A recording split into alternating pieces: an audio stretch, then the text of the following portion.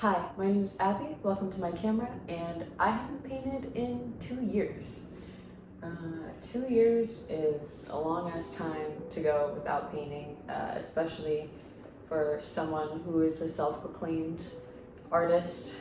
I guess maybe not if you're self-proclaimed, but still, it was a really big part of who I was for a really long time.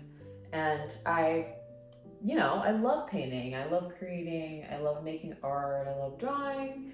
It's fun. I love photography. I've always wanted to get into filming but never have. And I'm getting into it now, kind of, sort of, a little bit. But, I haven't, this is the first completed painting that I will have done in more than 2 years, actually, because the last paintings that I did I never even finished them. I didn't finish them because I kind of liked the sketchy look that they had, and so I just left them alone. But after that, I never went, I never made another painting, and it's really sad. And the reason that I stopped painting wasn't necessarily because of burnout. It wasn't artist burnout, at least. I was just very burnt out in general. I was doing a lot. I was in college, and during college, I had between 1 and 3 jobs, depending on the year. So I had a lot that I was obviously balancing. And then on top of that, I did actually have a social life. So maintaining that, as well as maintaining work and maintaining school, was difficult. I mean, I'm just really bad at balancing life things in general. And so that was really hard for me. I also have a really hard time keeping up with people that I've moved away from, like continuing to communicate with them, just because I find it to be overwhelming sometimes. But that's kind of how I felt like with my art. I felt like my art was an old friend that I just hadn't talked to in so long and didn't feel like I could talk to anymore. And there were definitely points in college where I said, I'm gonna get back into this, and I just didn't get back into it. I tried for a little bit, but it wasn't really working.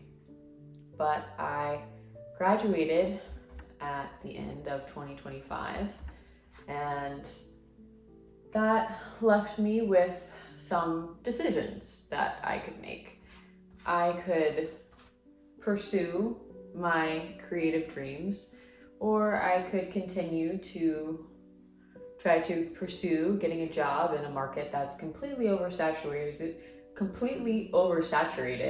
and where there are hardly any jobs that say they're hiring, and then whenever you do apply for a job that says they're hiring, you never get a fucking response back. So, I could either continue to do that, I could get a job that, I don't want to work at, and just continue working at that job until I find something else, which is technically what I'm currently doing. I do have a job, I'm not unemployed, which is a blessing, because there are plenty of people out there that are unemployed. And even though I may not like my job and it may not be contributing anything to my life aside from monetary value, at least my bills are paid. But I could also decide to chase my dreams. I've always wanted to sell my art, and I actually did sell a couple of my art pieces whenever I was younger.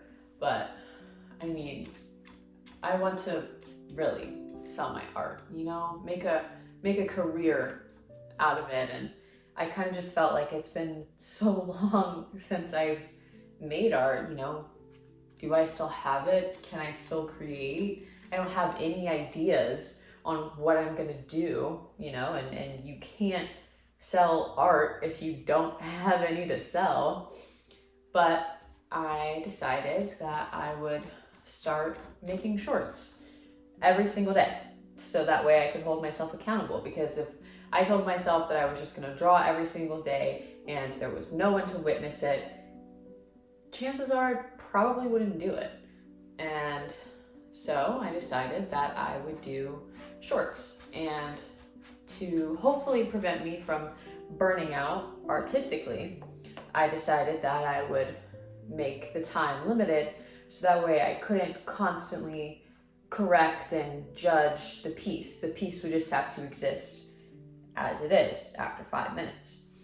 And so I think that's gonna really help prevent me from being burnout, because my general process is I'll either go through my camera roll or I'll go through Pinterest and look for something that seems relatively doable within 5 minutes. Sometimes I do pick something that's a little bit more challenging that I don't necessarily think I'll complete in 5 minutes, but so far it's worked out pretty well.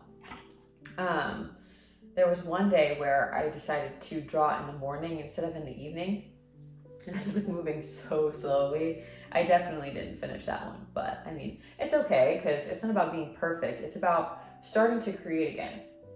Because once you start to create again, you will have ideas. You will come up with things to do. And that's exactly what happened. And I knew that would happen if I could just get myself to sit down and draw. Because once I started the process of creating, it started to flow again.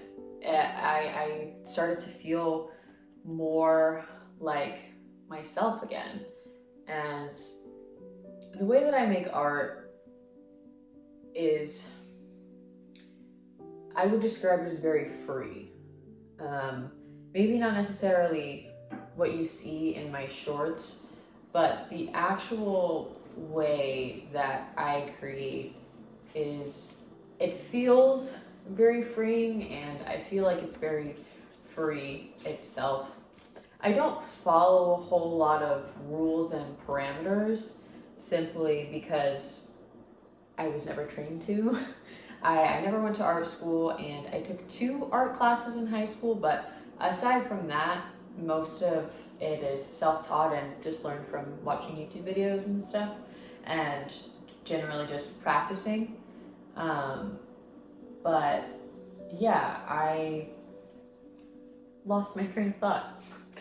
I don't remember what I was saying. That's not good. Oh, my art is very free. So the way that I create, I just kind of create what I feel. I really like to do figure paintings and drawings. Those are probably my favorite, I guess, because I'm working with organic shapes. And I don't know, the human body is a gift and very beautiful. And, you know, it's just cool by itself. But I like to add fun colors, and I like to add things on a dark background. I love bright colors and the color black. And that's what a lot of my artwork consists of, is the bold contrast between the dark and the very, very bright. And yeah, I don't know. My art, I feel, is a little bit different, but I think it's good, you know? Like, I don't think that it's bad. It's most certainly not perfect, because again, I'm not professionally trained, and I don't really nitpick my work, because that's when I stop enjoying it. And I feel like that's one reason I've never burnt out a whole lot whenever it comes to art itself, is because whenever I am creating, I just let myself create what I feel, and I keep it free from judgment for the most part. Sometimes it's really hard not to judge your art pieces, you know, because obviously you want to be good and you want to get better, and you know, you want to be impressive. To me, it almost feels like embarrassing if you're not good and call yourself an artist, which is so not true. That's just how I feel personally. And you know, nobody should should feel that way, because art is an expression of self, and it's very, very subjective. So what I think is good, somebody might think is complete and utter trash. But that doesn't mean that it's not good, because somebody else is going to see the same thing that I do, and it's going to be good to someone and bad to another person, and that's just how it is. And that's a lot of things in life. Everybody's got a different opinion on it, and I don't know. I think when you give yourself space to create without judgment, it really helps with preventing burnout. Because, you can sit there and be like, oh my gosh, I should be better. I've been doing this for XYZ, and this person hasn't been doing it for that long, and they're better than me, and blah, blah, blah, blah, blah, blah, blah. And, you don't need to treat yourself that way, because then you're just going to become resistant to the process in general, and then that's just going to continue to keep you in that burnout cycle. You're not going to want to do something because you're making yourself miserable over it, and then if you don't do the thing, you're not going to get better at it, and you're not going to create. And when you get out of the routine of creating, it's hard for your brain to come up with creative ideas, and it's just this vicious, endless cycle. You have to learn to be gentle with yourself and your work, and allow yourself to create in a place free of judgment.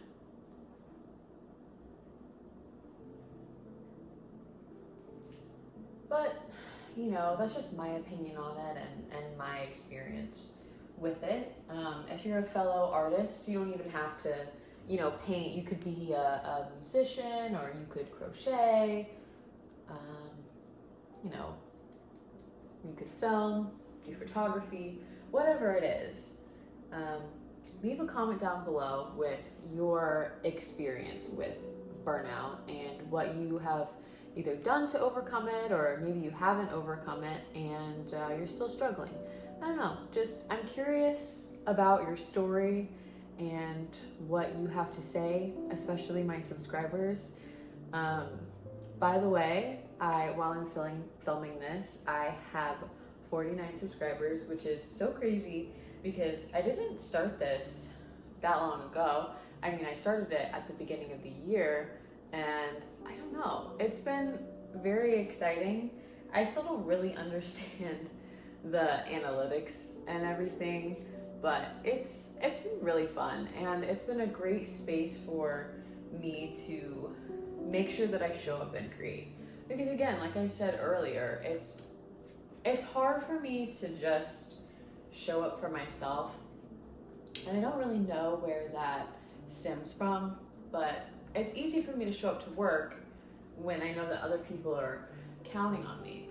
But when I know that, everything is going to be covered and people aren't counting on me, well, then it makes it a little bit easier to call out. And that can kind of just be applied to the rest of my life. When I know other people are counting on me, it's a lot easier for me to show up. But when I'm counting on myself, it doesn't seem to really matter, and I don't really know where that comes from. But that's when I feel like you just kind of have to get creative with solving your problems. There's so many different ways to solve a problem, and this is just the way that I decided to do it, because I really want to be creative again, and creating for other people and not just creating for myself will probably help with that. Because honestly, I feel like if you have the gift and the talent to be able to create, and it's also a learned skill. Creating is not just pure talent. Most of the time it is a learned skill. But if you either have the talent or the skill, I feel like a big part of creating is being able to share it with the world. It obviously has the ability to make a big impact, look at the Renaissance. I mean, it's a whole era based around art. And I don't know, part of me doesn't really see the point in creating if you're not going to share it with other people. And you can obviously create for yourself if that's what you feel is necessary for you in your life journey, but I don't know,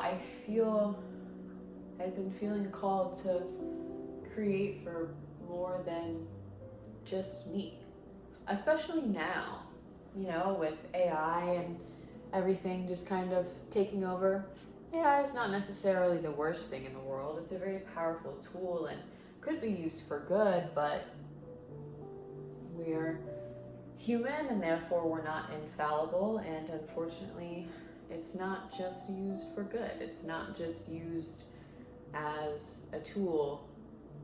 It's used for destruction, and that is very sad, but it could also be used as a tool.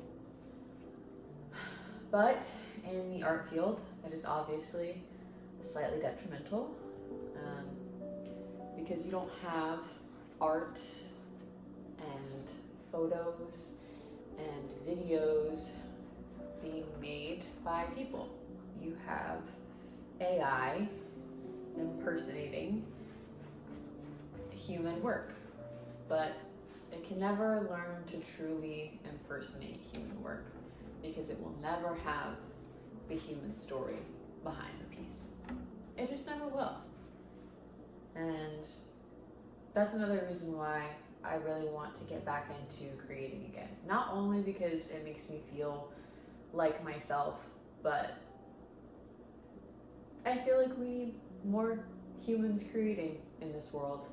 And I think that if you're a fellow creative, you should create, and create unapologetically, and create without judgment, and create to share with others. Now, when you're practicing and learning to get better, it's important to give yourself space to create without sharing with people. I have a sketchbook that I just sketch in and that I don't ever plan to show anybody. So again, I can have something that's free of judgment, but I think it's important to share your work sometimes, and because you never know how it's going to impact somebody, and maybe not necessarily the piece itself will impact somebody, but the story behind it will. So don't give up hope in this world. Continue to create and push through the burnout. You'll make it. Just take a break for a second and then jump back into it, but start small. All good things start small, and it's okay to start small. You don't have to start huge or grandiose. You just don't. That's literally not a rule. It's literally not a rule in life that you have to adhere to. So, thank you so much for watching. Don't forget to like and subscribe, and I will see you next week.